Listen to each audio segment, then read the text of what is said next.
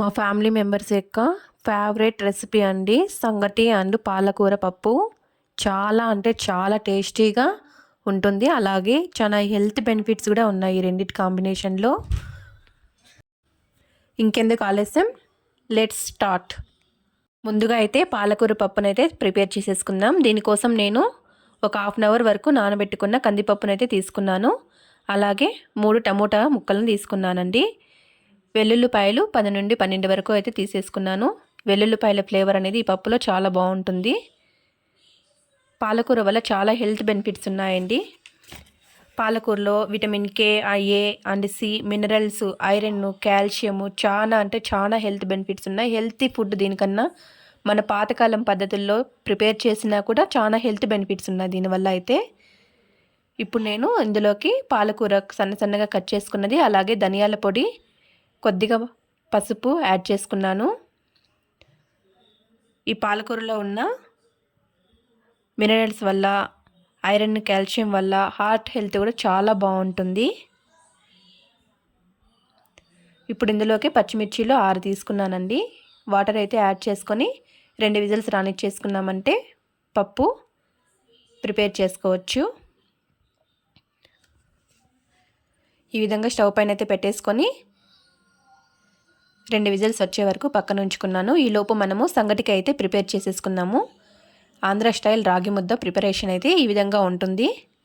దీనికోసం నేను 1 cup ration బియ్యాలు అయితే తీసుకున్నానండి. అలాగే దాన్ని కంట్రోల్ బియ్యం అని కూడా అంటూ ఉంటారు. ఈ విధంగా అయితే తీసుకొని కడిగేసుకొని నానబెట్టుకొని పక్కన ఉంచుకున్నాను. ఇప్పుడు మనము ఇంకో పాత్ర అయితే తీసేసుకొని ఇందులోకి దీనికోసం అయితే ఎసరు యాడ్ చేసుకోవాలండి. 1 కప్పు రైస్ కోసం అయితే 4 కప్పుల వాటర్ అయితే తీసేసుకోవాల్సి ఉంటుంది సంగటి కోసం కనుక. ఈ విధంగా తీసుకొని స్టవ్ పైన పెట్టుకొని బాగా మరిగే వరకు అయితే వేడి చేసుకోవాలి. చూస్తున్నారు కదా, ఈ విధంగా బాగా వాటర్ అయితే మరిగిపోవాలి.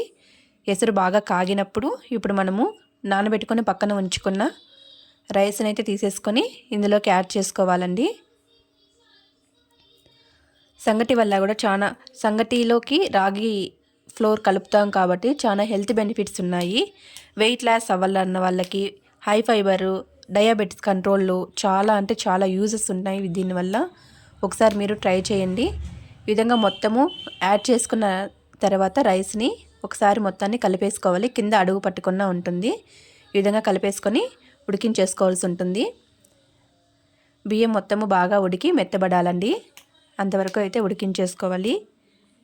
హై కాల్షియం ఉంటుంది ఈ సంగటిలో. రాగి ఫ్లోర్ యాడ్ చేస్తాం కాబట్టి బోన్ స్ట్రెంత్ కూడా చాలా బాగా ఉంటుంది. చిన్నపిల్లలకి, అలాగే డయాబెటిస్ ఉన్న వాళ్ళకి, ప్రెగ్నెన్సీ లేడీకి అయితే super tasty and healthy food అండి. ఈ 2 కాంబినేషన్ అనేది ఖచ్చితంగా తీసుకోవడం వల్ల బేబీ గ్రోత్ కూడా చాలా బాగుంటుంది. ఈ విధంగా బాగా ఉడికిన తర్వాత చూస్తున్నారు కదా, ఈ విధంగా అయితే మెత్తగా ఉడికిపోవాలి. ఒకసారి టెస్ట్ చేసుకోవాలండి. ఇలా మొత్తము మెత్తబడిన తర్వాత మనము ఇందులోకి రాగి ఫ్లోర్ అయితే యాడ్ చేసుకోవాలి. సంగటి అంటే మనము ఇప్పుడున్న జనరేషన్లో చాలా పాతకాలంగా చూస్తూ ఉంటారు. బట్ దీనిలో ఉన్న హెల్త్ బెనిఫిట్స్ ఇంకా దేనిలోనూ లేదు. నేను 2 కప్పుల వరకు అయితే రాగి ఫ్లోర్ యాడ్ చేసుకున్నాను. ఈ మొత్తాన్ని అయితే కలిపేసుకోవాలి. ఇలా ఒక కత్తితో తీసుకొని మొత్తాన్ని అయితే కలిపేసుకోవాలండి. రాగి ఫ్లోర్ అలాగే రైస్ మొత్తము బాగా కలిసిపోవాలి. కొద్దిగా టైం తీసుకుంటుంది కానీ బాగా కలిపేసుకున్నామంటే చాలా టేస్టీగా కూడా ఉంటుంది. ఈ విధంగా మొత్తాన్ని కలిపేసుకున్న తర్వాత మూత పెట్టేసుకొని 2 నిమిషాలు వదిలేసామంటే రాగి ఫ్లోర్ మొత్తము లాస్ట్లో కలిపాం కదా, మొత్తం ఉడికిపోతుంది.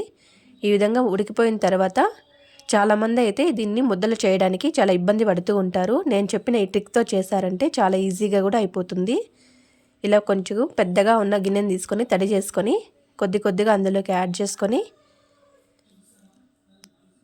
ఆ గిన్నెని ఇలా తిప్పేసామంటే చాలా ఈజీగా ముద్ద అనేది రెడీ అయిపోతుందండి. చేయిలు కాల్చుకోకుండా ఇలా ముద్ద చేయడానికి చాలా ఈజీ ప్రాసెస్ ఇది. మా అమ్మ నుండి నేర్చుకున్నా నేనైతే దీన్ని.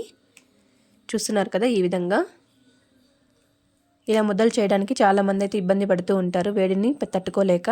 ఇలా మొత్తాన్ని తీసి ముద్దలు చేసుకున్న తర్వాత హాట్ ప్యాక్లో అయితే పెట్టేసుకోవాలి. హాట్ ప్యాక్లో కొద్దిసేపు పెట్టామంటే వేడిగా ఉంటుంది, అలాగే మెత్తగా కూడా ఉంటుందండి. ఇలా ఈ విధంగా అయితే నేను ప్రిపేర్ చేసేసుకున్నాను. ఆంధ్ర స్టైల్ రాగి ముద్ద అయితే రెడీ అండి. ఇప్పుడు మనము పాలకూర పప్పుని మెదిపేసుకొని తాలింపు పెట్టేసుకున్నామంటే వేడిగా సంగటి అలాగే పాలకూర పప్పు రెడీ అయిపోతుంది. ఇప్పుడు విజిల్స్ 2 వచ్చిన తర్వాత తీసేసుకొని పప్పును మెదుపుకోవాలి. ఇలా ఆవిరి మొత్తము బయట వెళ్ళిపోయిన తర్వాత మూత తీసి పప్పు గుత్తితో అయితే పప్పును మొత్తాన్ని అనిపేసుకోవాలి. ఈ విధంగా మొత్తము నున్నగా ఆకు పచ్చిమిర్చీలు అంతా నలిగిపోయే వరకు అయితే మెదిపేసుకోవాలండి. ఇందులోకి పోపు పెట్టేసుకున్నామంటే పాలకూర పప్పు అయితే రెడీ. పాలకూర వల్ల చాలా అంటే చాలా హెల్త్ బెనిఫిట్స్ ఉన్నాయని నేను ఆల్రెడీ చెప్పాను కదా మీకు. బ్లడ్ షుగర్ కూడా కంట్రోల్ చేయొచ్చండి.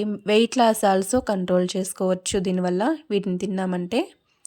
ఇప్పుడు పోపు కోసం అయితే నేను ఆయిల్ అలాగే ఆవాలు జీలకర్ర ఆనియన్స్ అయితే యాడ్ చేసుకున్నాను. చివరిగా కొత్తిమీర యాడ్ చేసుకొని ఒకసారి మొత్తము కలిపేసుకొని పోపును మొత్తాన్ని అయితే పప్పులోకి వేసేసుకోవాలి. ఈ విధంగా పప్పులోకి వేసి కలిపేసుకున్నామంటే వేడిగా పాలకూర పప్పు ఆంధ్ర స్టైల్ రాగి ముద్ద అయితే రెడీ అండి. ఇలాంటి మరిన్ని హెల్త్ బెనిఫిట్స్ ఉన్న వీడియోస్ మన ఛానల్లో ఉన్నాయి, మీరు ఒకసారి వెళ్ళి చెక్ చేయండి ఫ్రెండ్స్. పాలకూర అండ్ రాగి ముద్ద వల్ల ఎన్ని హెల్త్ బెనిఫిట్స్ ఉన్నాయో ఒకసారి చూడండి. అలాగే మరిన్ని వీడియోస్ కోసం మన ఛానల్ని సబ్స్క్రైబ్ చేసుకోండి. ఈ విధంగా బాగా కలిపేసుకొని సంగటి